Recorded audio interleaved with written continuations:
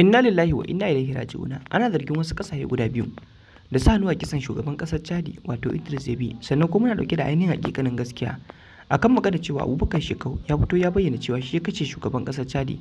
Da haka mai sauraron mu a daidai wannan lokacin ku bi mu har karshen bidiyon domin jin cikakken rahoton da muke dauke da shi. Amma kafin nan ku danna subscribe ku danna ƙararrawar sanarwa domin samun gatattun shirye-shiryen mu da zarar mun daura. Mun gode.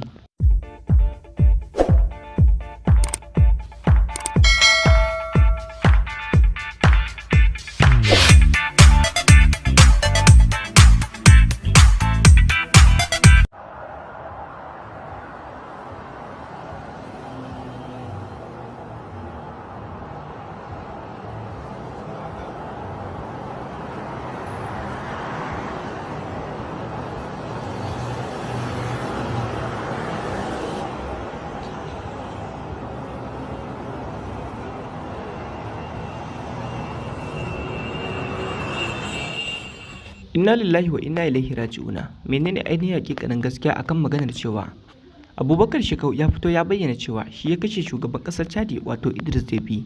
To mai sauraron mu a daidai wannan lokacin ga mu dauke da ainihin magana abinda ake yadawa a kafafen sadarwa na cewa Abubakar Shekau ya fito ya bayyana cewa shine nan ya kashe shugaban kasar Chadi wato Idriss Deby. Amma kafin nan ku dangwala mana subscribing kana ku danna ƙararrawar sanarwa domin samun ingantattun shirye-shiryen mu da zarar mun daura. Mun gode.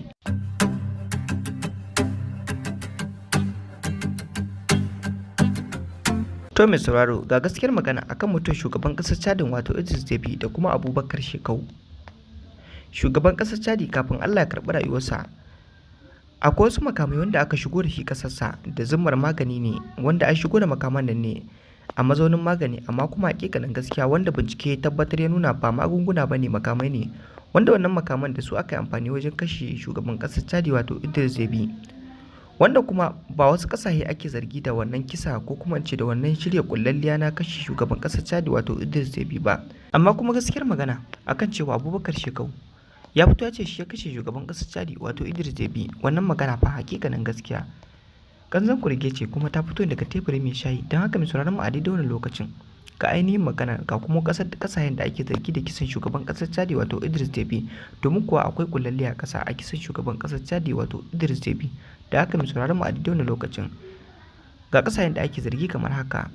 A cikin kasashen kuwa da ake zargi da sa hannu a kisan shugaban kasar Chadi wato Idriss Deby akwai kasar Misira, sannan kuma akwai kasar Faransa. Wayannan kasashen guda biyu ana zargin da sa hannun su a kisan shugaban kasar Chadi wato Idriss Deby. Duba da yadda makaman nan karara ta bayyana daga inda aka taho da su.